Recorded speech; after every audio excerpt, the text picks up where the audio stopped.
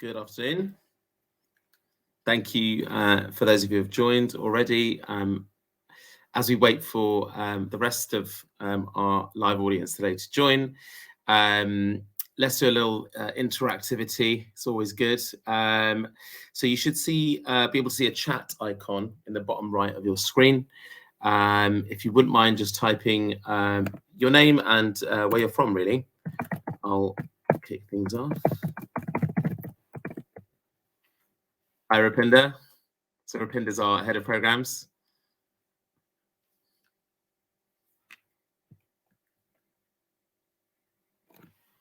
If you're just joining now, welcome, and we should be getting started very quickly.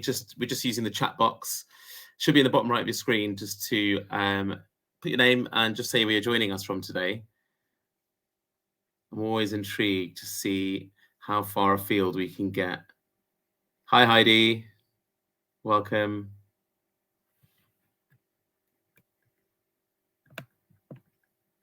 I think the furthest we've got so far was actually somewhere in Eastern Europe, but I can't remember the name of the city. But we also obviously have partners, education providers all over the country, from King's Bruton School. I hope I'm saying that right.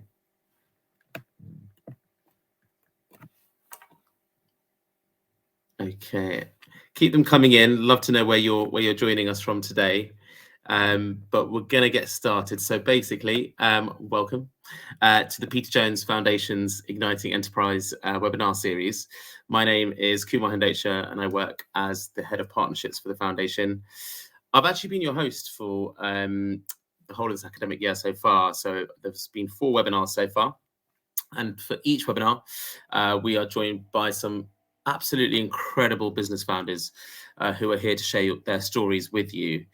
The Peter Jones Foundation has worked with our partner Pearson and Edexcel to carefully select these entrepreneurs and pose some guided questions, which kind of gets turned into a bit of a worksheet for you. The majority of our audience today, these are teachers across the 3 curriculums, so GCSE Business, A-Level, and the Tech Award. So that really, this conversation and what you get out of it really matches with your curriculums, and it's ultimately relatable to your students. So a really quick intro from me to Peter Jones Foundation. We're a registered charity with founder and president Peter Jones CBE, the lanky one from Dragon's Den, as you might know him. And we are at the forefront of encouraging, educating, and empowering young people around the world in enterprise and entrepreneurship. So near the end of today's kind of 50-minute conversation, I'll share a bit more about our kind of core programs. If your school and your students aren't taking advantage of the foundation's resources, where I guess our overarching aim is to really give the best chance in a young person's life to further their employment, self-employment, as well as higher education. And just before we get stuck in and I invite our speaker onto the stage, just a really quick bit of housekeeping. So for those of you who are unfamiliar with Livestorm platform, some of you have already managed to successfully use the chat icon, but you can also pose your questions in the questions tab in the bottom right of your screen. We'd very much like this to be a 2-way conversation to get the most value out of the discussion. So please be forthcoming with any questions you may have. And just so you know as well, so snippets of these recordings will be shared with all Pearson course teachers, and a full recording will be uploaded to the Foundation's own YouTube channel, and snippets will be released over social media as well. Just before we welcome today's speaker, I just want to date for your diaries, if you enjoy these, the 2nd of March, which will come very, very quickly, is the next one, where we're joined by Emma Sweeting, who's a founder of a personalized greetings business called Sweeting's Greetings. We will be sharing, obviously, the way you can kind of register yourself for that as well after today. But without any further ado, let me just invite our speaker today. So I should be able to, this should be straightforward. Here we go. So as she joins, I'm delighted to welcome today's business leader, Ria Anna Sejpal, who is founder and creative director of Lilabare.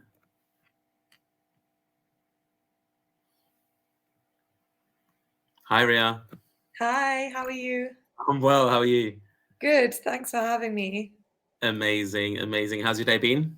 Good. It's evening now, but yeah, so winding down for the day or just Uh, getting going.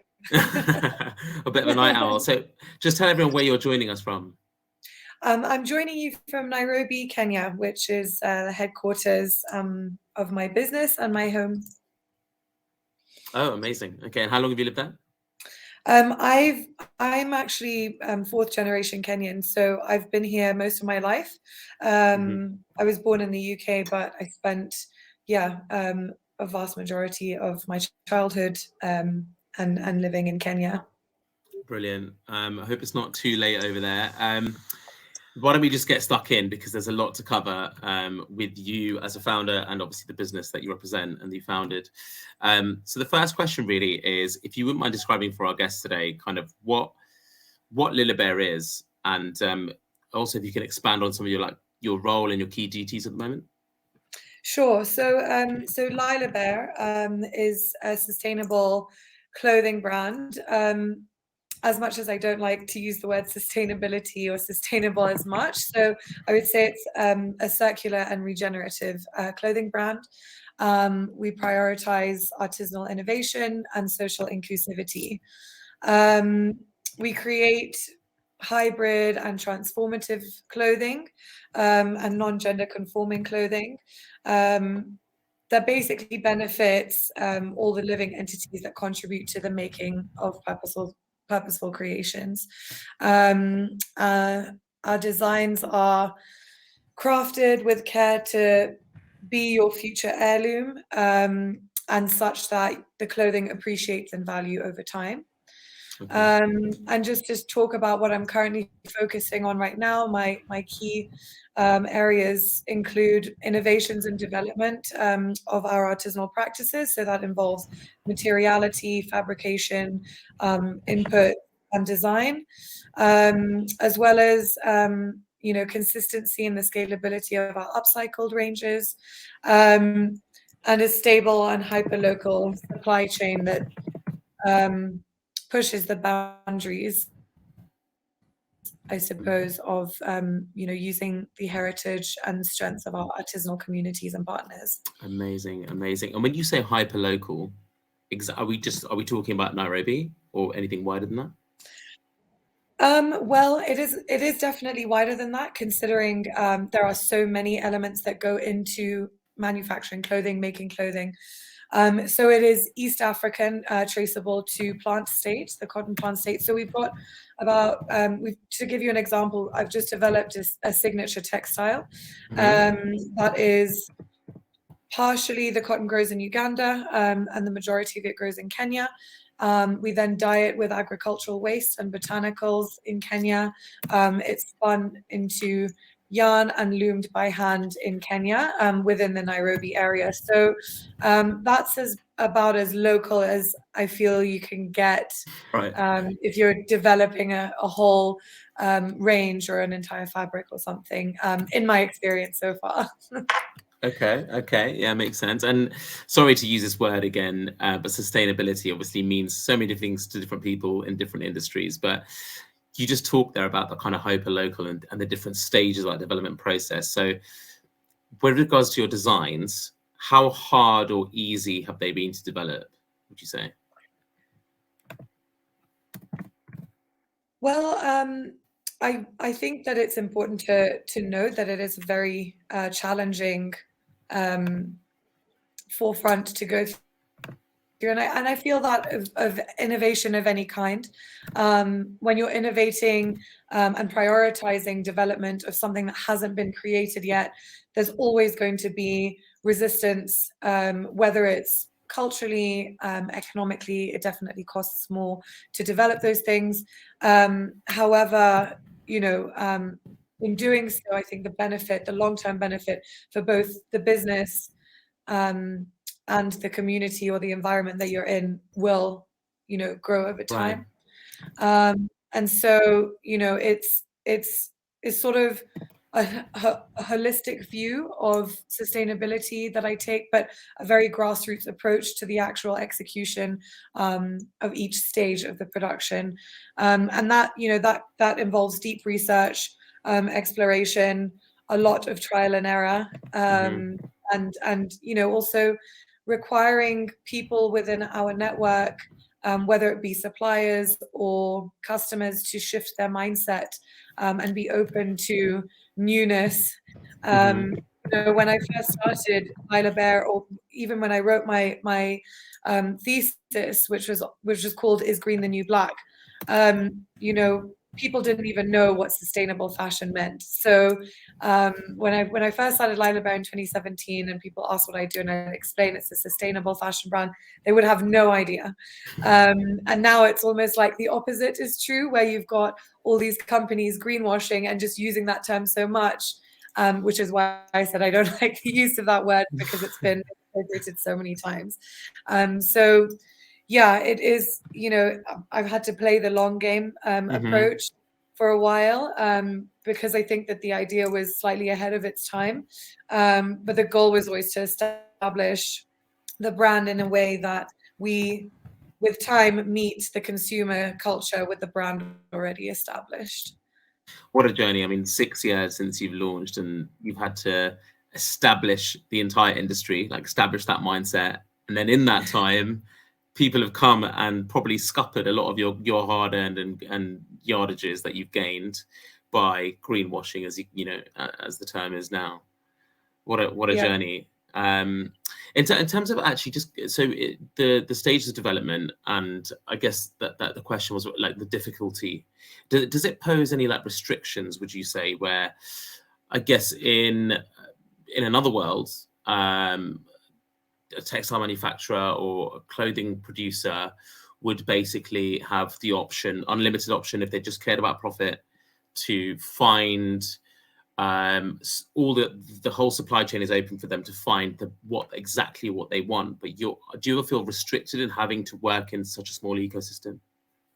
I mean, I think that there is definitely the availability of fast fashion fabrics at the moment, in a much greater volume that I could ever imagine in sustainable fabric inputs, materials.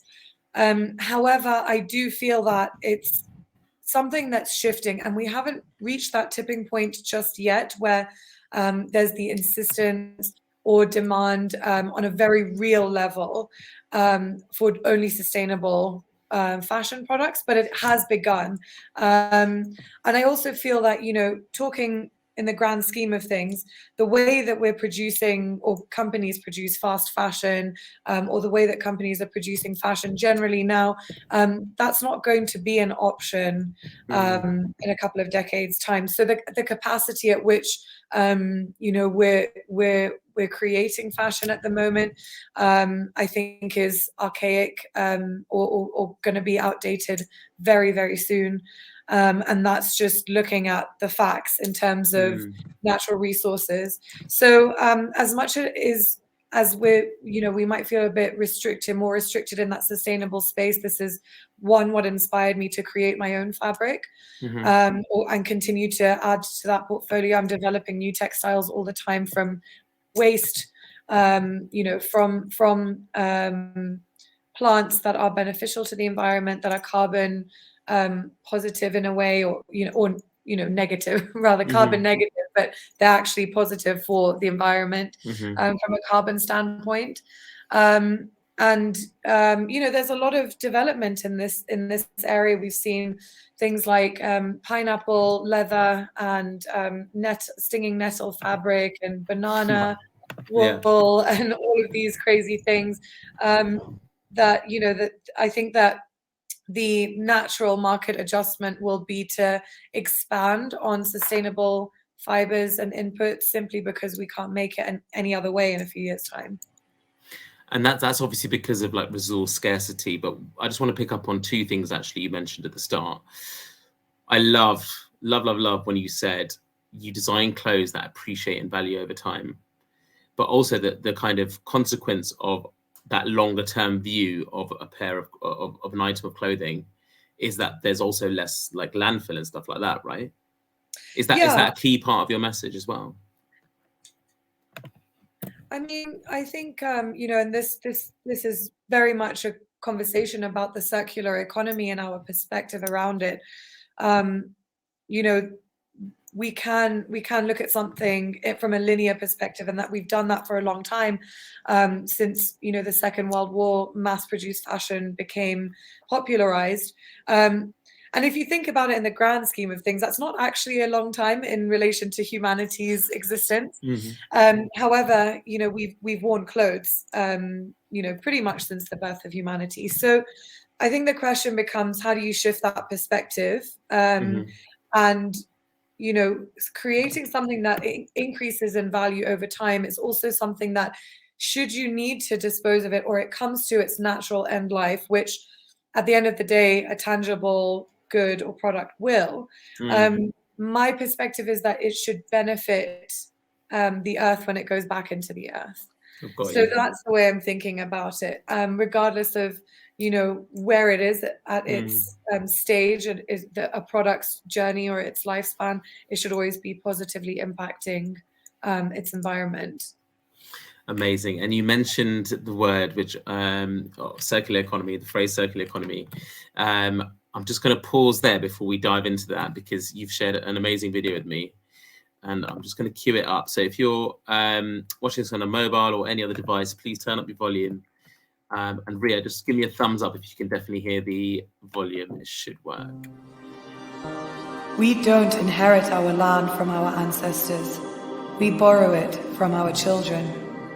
My life's purpose is to recognize, celebrate, and honor those that contribute to the making of purposeful creations. Real value can exist only when everyone and everything is considered. When we come together to create, we do it the way humans did in an ancient world.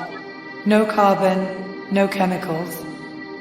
We are reinventing this alchemy, blending the natural elements so that after generations, each creation is welcomed back with gratitude by our Mother Earth.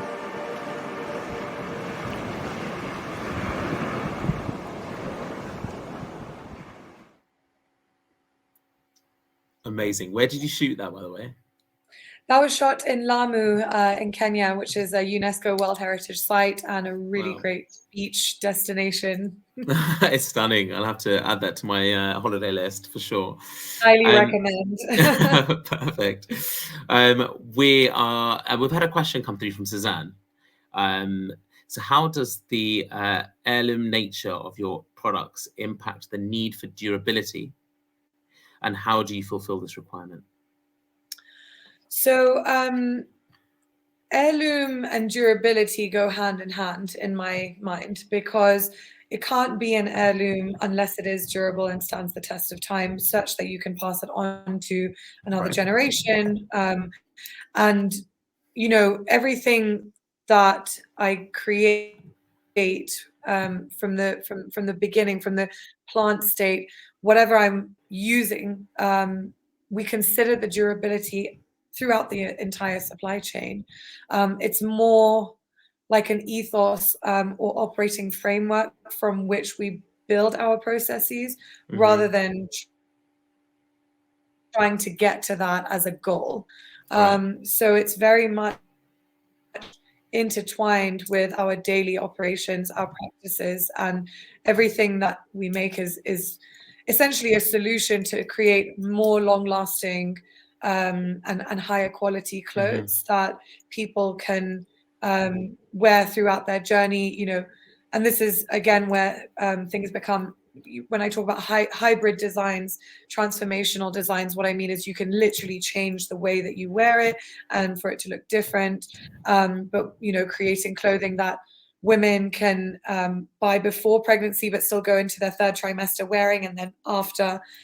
So these kinds of things, every kind of decision that we make, that I make, is intrinsic to that practice, and making sure that we fulfill it at each stage of creation. I'll be completely honest. I've never heard of a hybrid design especially explain like that. Is there anywhere on the Lilabare website that our audience can go and just check out that range? Yeah, I mean, actually, most of our products are hybrid design. So the best way to describe, and people will resonate with this, is a reversible Jacket or yeah. something. Okay. But this is more from a stylistic perspective. So I highly recommend looking through our Instagram, because we post different ways to wear the same garment and how it can be transformed. And on our website as well, if you click on any of our products, you know, our newest collection, Samsara, has a lot of hybrid designs. And they're small design details, but they really give the wearer adjustability and allow you to be more experimental on a day-to-day. Amazing. Okay, and going back to the circular economy, that was an incredible video you just showed us. Can you talk us through the practicalities of operating in the circular economy? Yeah, I mean, to me, circular is, we can think of it in many different ways, but it's finding solutions and questioning and finding solutions to the perceived end life of a product, and designing products that are either out of repurposing something that's been perceived as used, or creating something that can be repurposed into something new.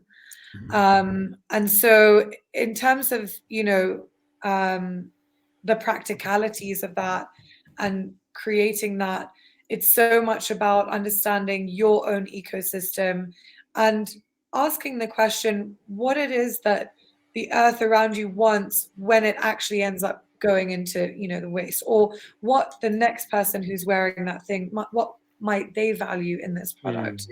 And ensuring that rather than just going down that linear path, we're creating multiple uses of life, whether it's in its original form or not. And so I think that to me is design thinking, with that framework for longevity, reuse, and repurposing. So, for example, we have several product ranges that are inherently circular, in that they are upcycled from vintage saris, or the world's waste jeans as well. Kenya imports about 185,000 tons of used clothing every year, of which 10 to 40% ends up going into our landfill anyway. So I developed a denim range that utilizes jeans that are unsold in the secondhand markets. And we started with patchwork, sewing them back to cutting them up and sewing them back together. And now we're taking it one step further into actually shredding down all that denim and reweaving it by hand into an entirely new fabric. So, you know, I think it really, yeah, it really is so much about understanding your own ecosystem, what is around you, what are the strengths of, you know, craft or artisans or heritage, you know, practices that are in your immediate environment and that you can leverage to create something that's innovative, different, and useful. You've talked about the kind of that heritage, that those kind of really traditional processes that probably existed for centuries, if not longer than that. Before, and obviously, you know, it's quite well known, and a lot of studies have been done about like indigenous populations and how imbalanced they were with living with their surroundings, making sure the land that they were reaping had enough nutrients to produce the crops the following year.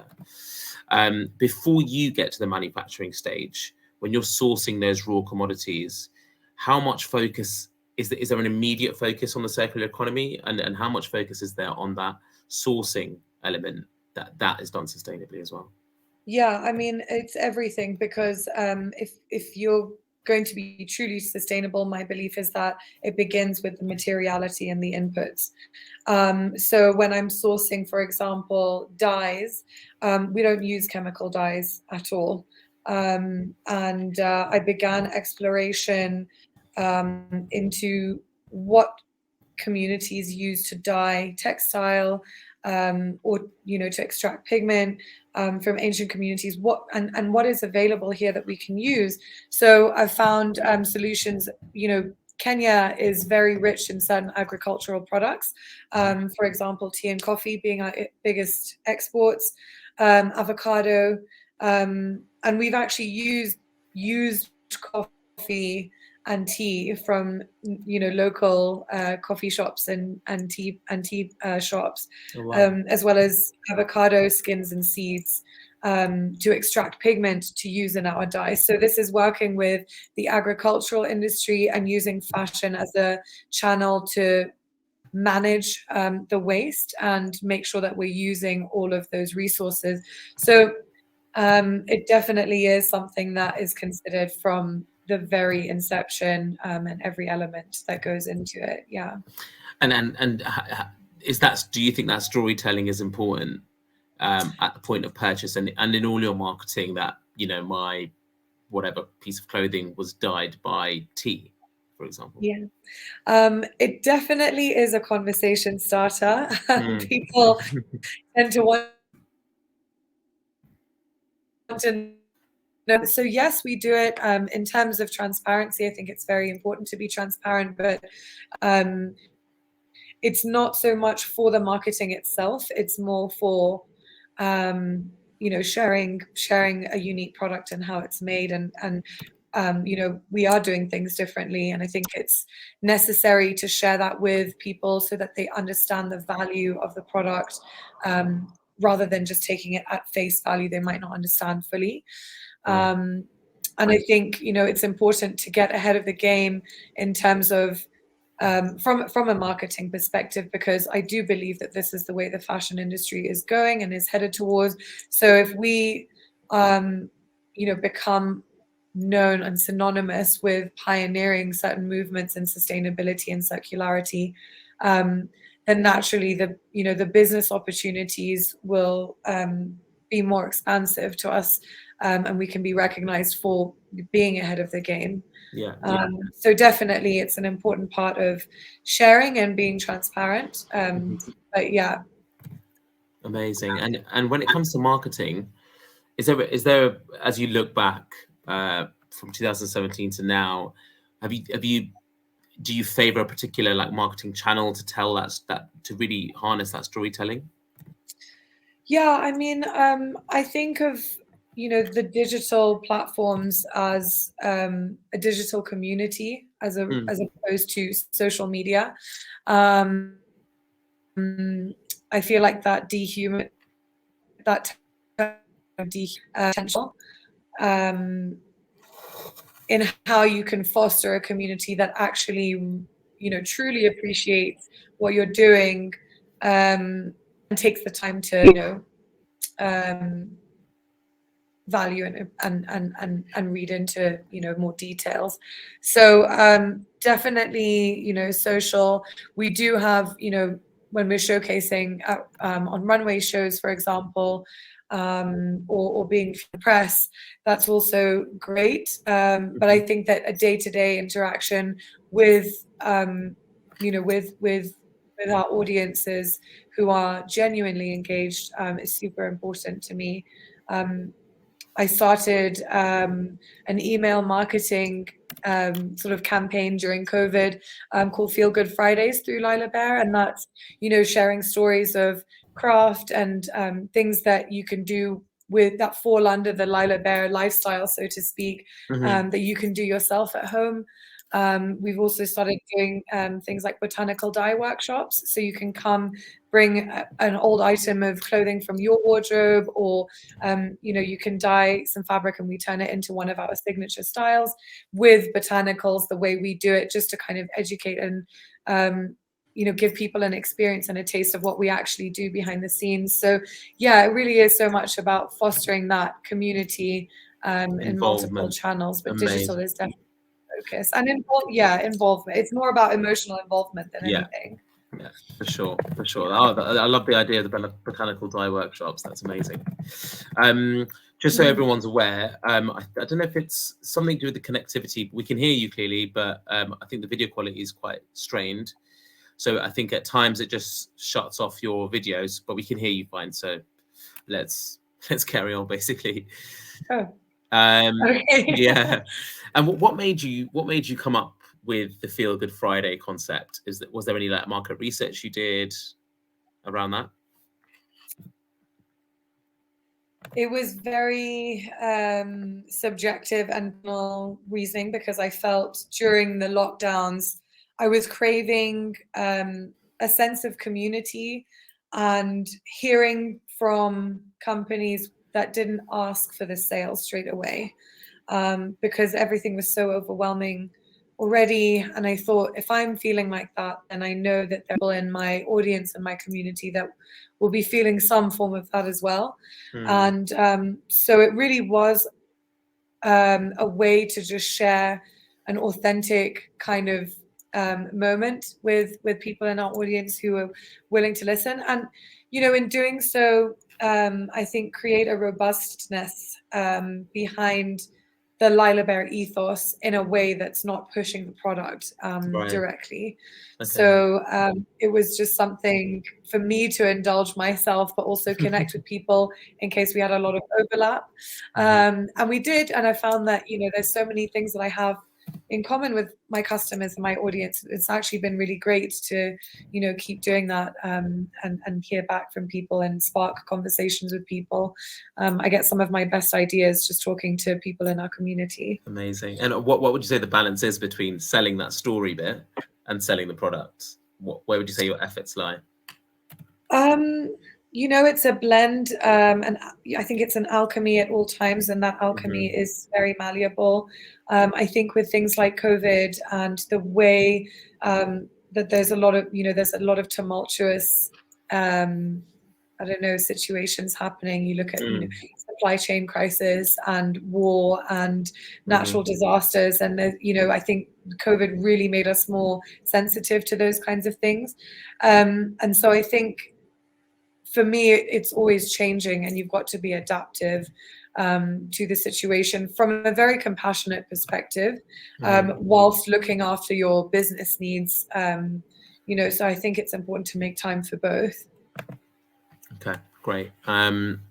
So you mentioned kind of at the start of the call or the webinar, really kind of, what did you describe yourself as, fourth generation Kenyan? Is that right? Yes. So how have you, and maybe that's the hints in the question or that statement, but how have you built up the relationships with your farmers, with your weavers, your spinners, your manufacturing units, and those skilled artisans? Yeah, I mean, you know, forging long-term partnerships is something that takes a really long time, and it requires experimentation. You know, really getting out there and finding people to see if you really can synergize and work harmoniously in a mutually beneficial way, especially when you're creating things that haven't been done before. So you're forging a sort of new path. You've got to have people who are willing to take that leap with you, but also who can fulfill you know, a framework that allows for the business to be scalable and have a stable supply chain. So, you know, like I've always been looking to harness my partner's strengths and push the boundaries within, you know, within innovation. So to push them to see what we can do that's new and different, but using the skills that they already have. So to, you know, and this is something that I work on all the time. I mentioned this as one of my key focuses at the moment. I don't think that ever changes, in a sense that it's always there on my list of priorities, especially being a fashion brand. You know, fashion is an industry that thrives on newness, and I'm here at the same time advocating for timelessness. So how do we make things that are both, but also so different that it's, you know, valuable to people who buy the designs and they know they've got something unique and with that story. So yeah, it has taken a while, and you know, to be honest, there's, you know, we've had setbacks and hiccups with, you know, big manufacturers refusing to or rejecting our idea, you know, refusing to make the thing, the inputs that we require, and it's so much about fostering a community, both, you know, product facing and on the supply chain side.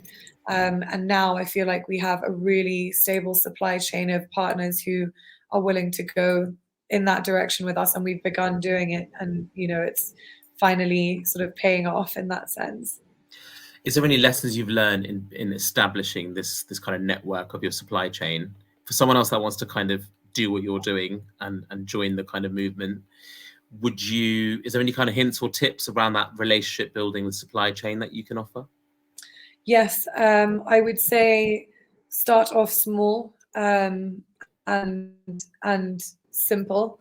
The more that you can, um, the more that you can scale down and break down your practice, the more you can mitigate your risk in that. And that's purely from a business perspective.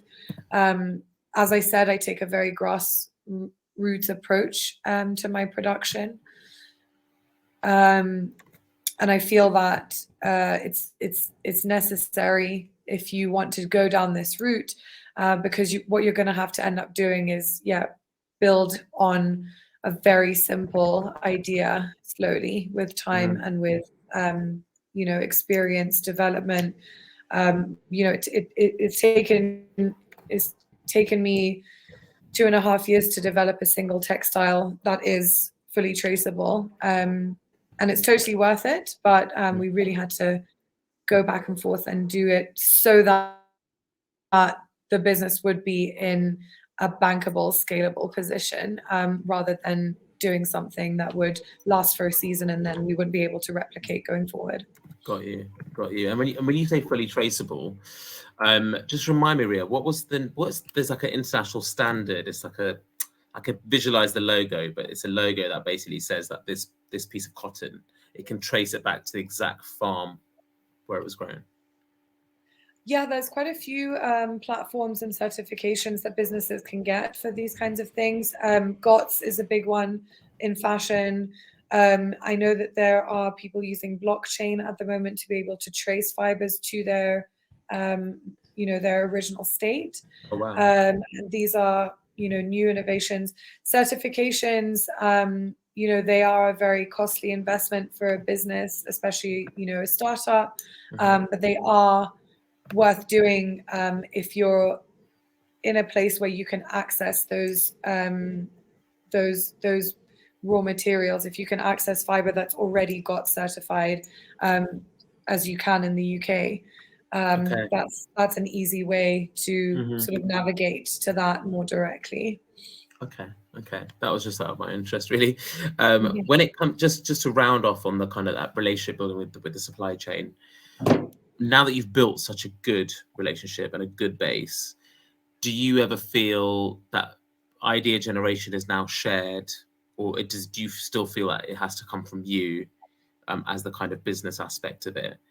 And do you still see them as like contractors or suppliers to you, or are they just your team now?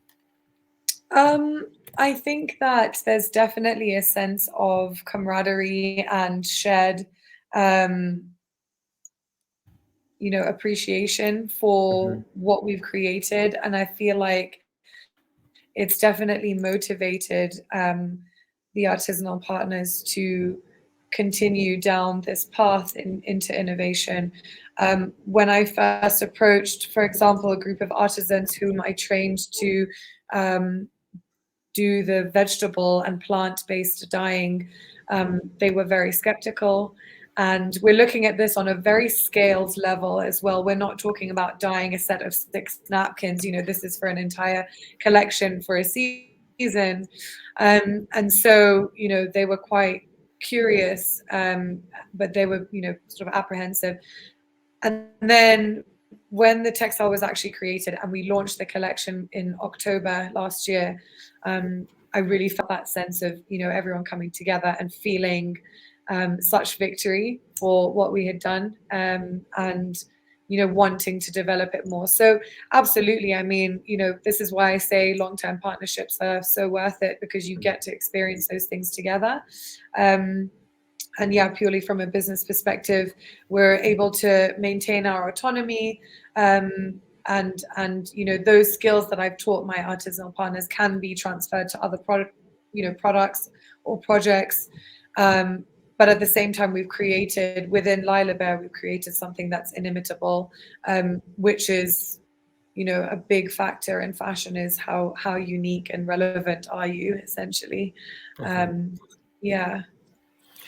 We mentioned at the start around, I think it's kind of easy to understand how the cost of development when you've taken your approach is obviously considerably more than kind of mainstream wholesale, mass market, potentially unethically sourced clothing.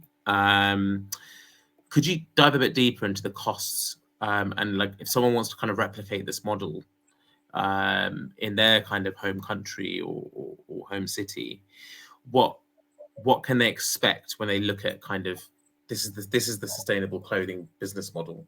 What impact does that sustainable methods have on profit and costs? Well, I think that in terms of costs, typically it would be more if you're comparing it to a mass market fabric. However, from a profit perspective, I think that there is such value in, and I want to talk about profit actually from a perspective of brand value as well as the product value itself, because those are two different things, but they actually combine to form your entire profit. Now, if you've got, if you look at your costing from a sustainable business model, will be higher. If you create something that's inimitable or that's so unique and distinct or is pioneering innovation within your ecosystem, then the product has value, much more value than competitors who are only competing on price. And at the same time, you're able to leverage a brand value when you share that story. So with time, your profits end up increasing, and you'll end up in a more sort of contemporary market. I try and make Lilabare as accessible as possible, at the same time educating people on, I've worked out the timeline at which sustainable fashion pays you back, compared to fast fashion. So the average is 18 months. And if you look at it from a perspective of, if you're buying a £15 shirt, let's say, from a fast fashion retailer, within 3 months, maybe 4 months, that shirt is kind of disintegrated in some way. It's not wearable the way you intended it originally, because it's discolored, disfigured, torn apart, whatever it is. It's not meant to last. So you end up over the course of these 18 months buying a shirt every 3 months for £15. Now, if you spend £90 on a sustainable brand like Lilabare's shirt, that we offer free repairs for life on all of our products, but we also provide for our international customers extra materials to repair their item. We do restorations as well. So your product was going to start paying you back in value at that 18-month period. And then you start spending less on fashion than you did if you were to be in fast fashion. It's a really good way of looking at it. This kind of... Sorry, go ahead. No, please. I was just going to say, just to no, I was just going to say that this is, we're doing it again. We're doing it again. Sorry, Ria, you're now going to speak next. I'll shut up. Yeah. No, I was just going to say that it really is so much about shifting that customer mindset, but also remaining competitive, and when we're talking about profit and cost, your profits will go up in the long run, and it's a long-term game. However, I think that window is actually becoming shorter for businesses as culture is shifting to be a lot more demanding of consciously made, transparent, regenerative fashion. Awesome. Slight apologies for the I guess lag and connectivity, but I guess that's just the nature of London to Kenya. I just want to pick up on the free repairs for life offer, if we can call it an offer. Is that as much as you having faith in your model and the durability, which you already covered, or is it a bit of a marketing spin, or is it actually something that is used by your customers?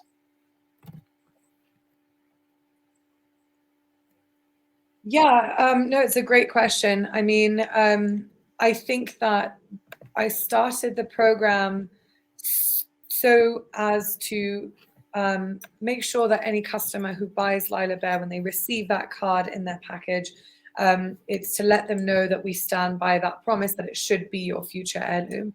And it is interesting. We actually have had a few people come in, not just for repairs, but for we haven't done many repairs, and I think that also speaks to the durability of the product itself. Yeah. So when the company is 10 years old, we'd expect to see our initial customers come back. But we have done restoration for people. I love to see that. So, for example, a customer had bought a white shirt dress from us, and she spilled coffee all over it and didn't manage to get the stain out on time, so it was stained with coffee. And so she reached out saying, what do I do? What do I do? And I said, well, we dye with used coffee, so why don't we just re-dye the whole thing for you and create like a unique, one-of-a-kind piece for this nominal fee, but then you have a piece that you can wear again.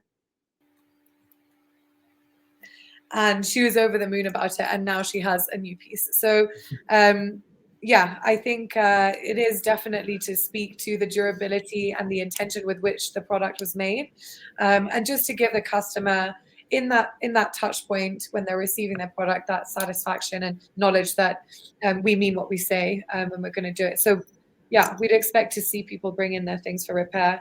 But I'm happy that we haven't had a repair just yet, because that's kind of the point of it. Yeah.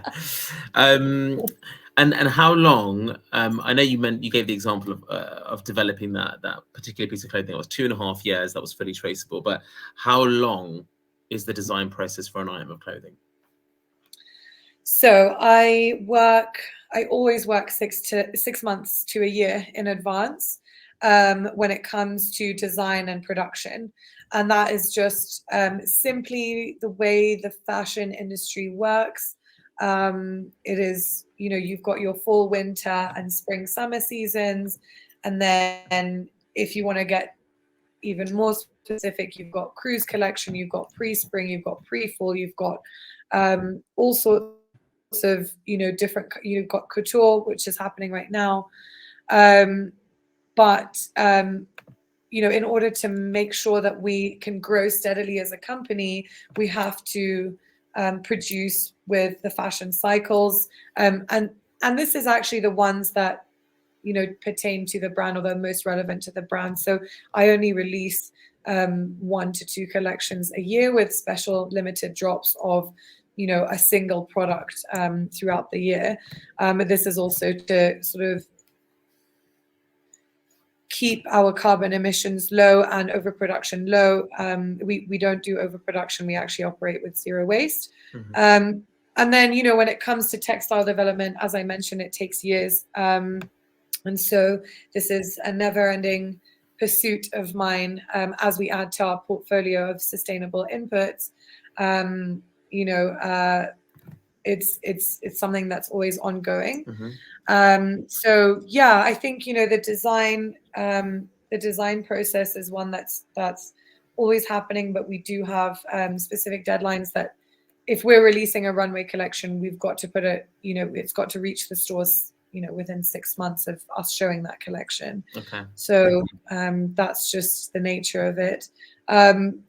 yeah, but carbon free and neutral production is, it seems to be on a lot of goal lists and target lists for companies, but this is something we figured out already, and now it's more about expanding and scaling that and developing that, making, getting more features on our products, so embellishment, prints, details. So yeah, this is something that requires definitely advanced planning. Okay. Yeah, for sure. There's a couple questions just come in, but I've got two more questions for you, Ria. Sure. What skills and characteristics do you think you have, either born with or developed, that has supported the growth of your business?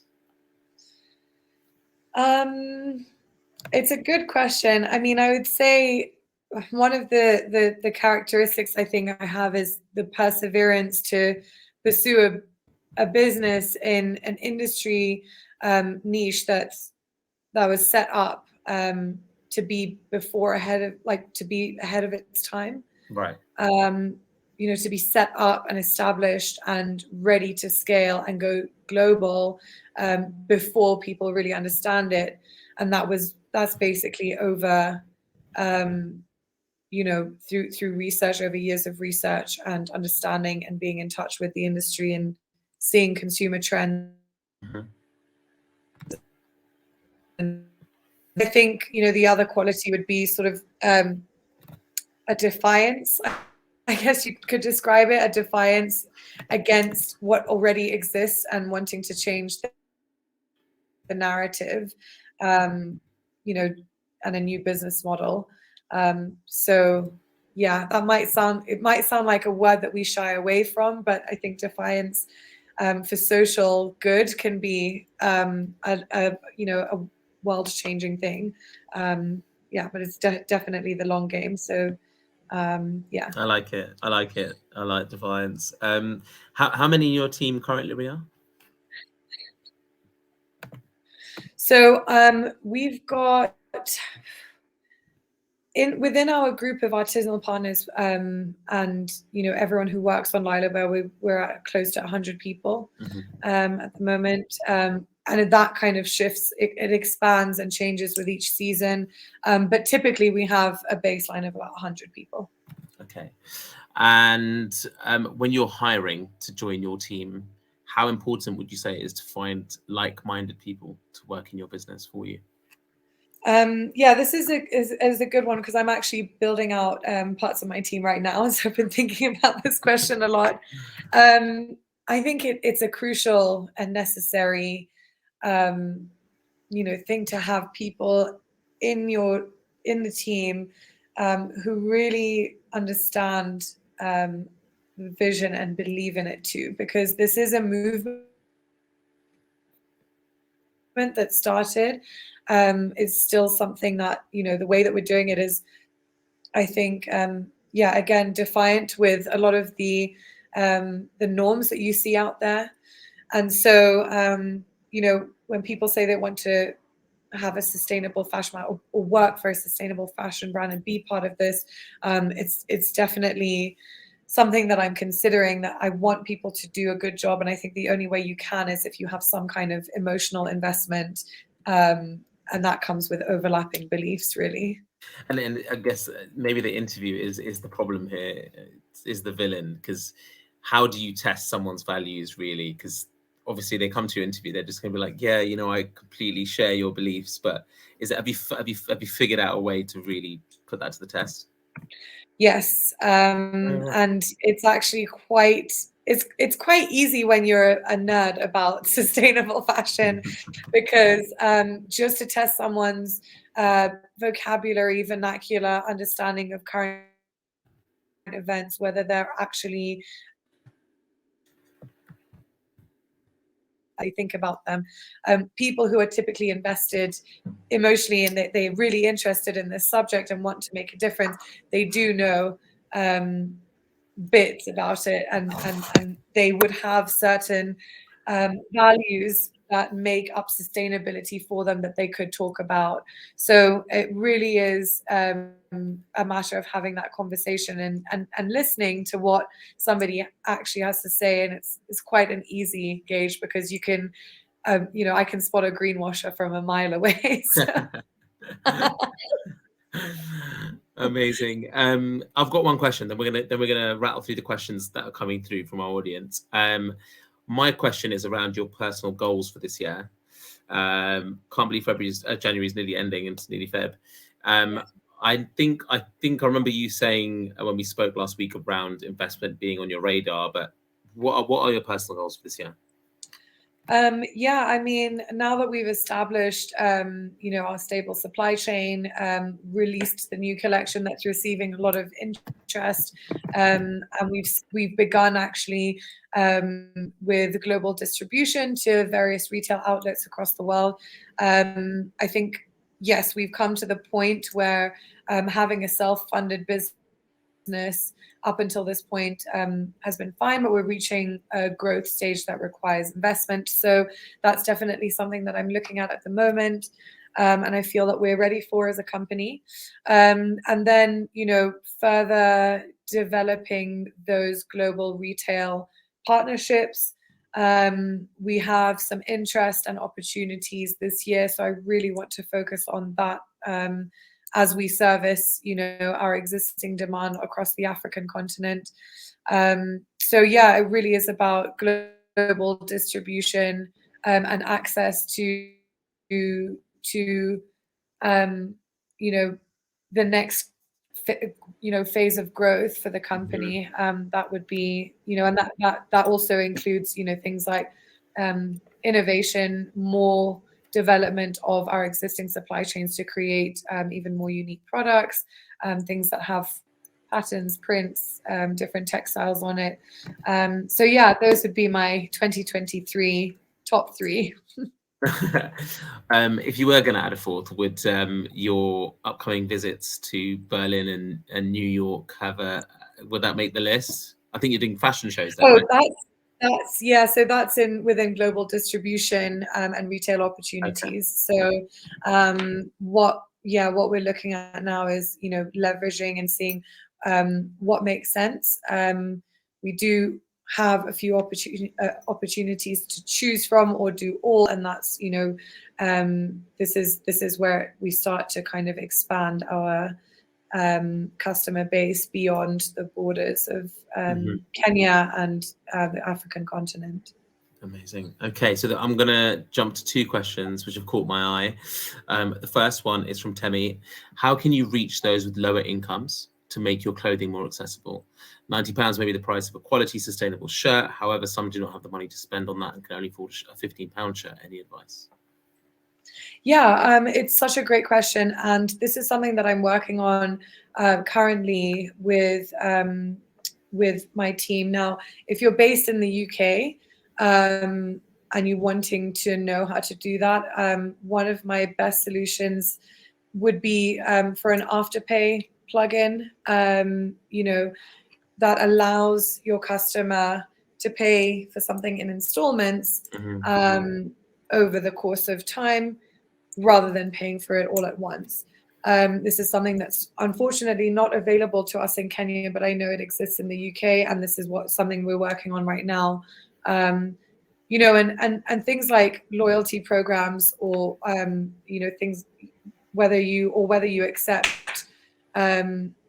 different forms of currency. It could be a cryptocurrency or something. There are different solutions, but I think mainly financial plans for your customers can really be helpful. And the funny thing is, people do it with us already. Our most loyal customers will come to us, especially in the last couple of years when it's been harder with COVID and it's been harder with the supply chain and inflation.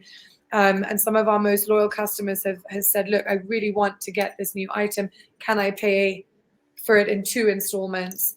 And we've done that, and that's been really helpful to make people feel that they can access their product and buy something that they believe in. That's great. That's amazing.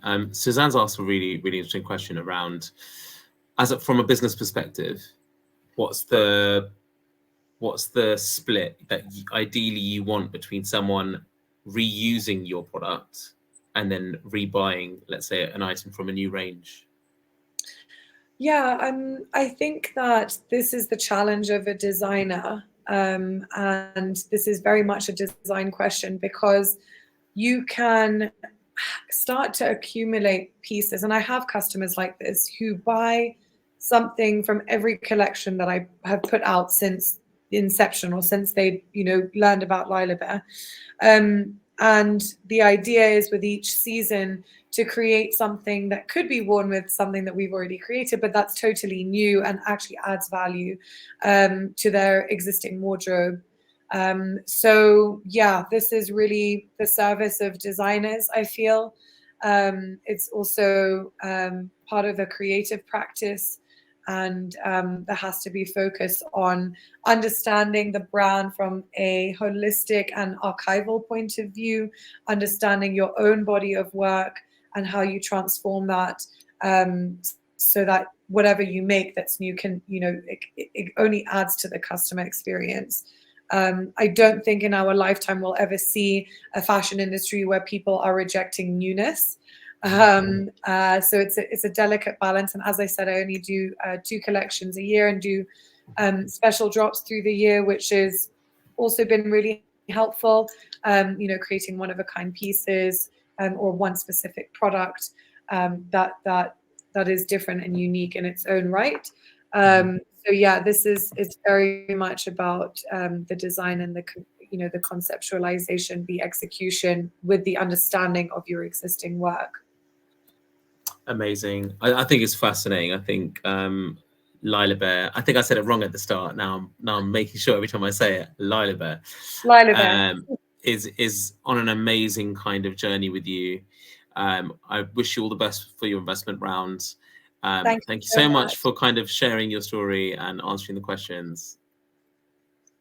It's been a pleasure. And I just before you go and everyone goes, just a quick reminder that our next Igniting Enterprise webinar is with Emma Sweeting on the 2nd of March, same time, always on a Thursday, and we keep an eye on our socials on how to sign up to that.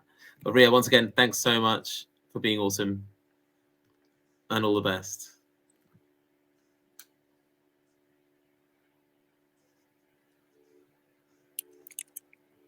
Take care. Thanks, everyone. Bye-bye.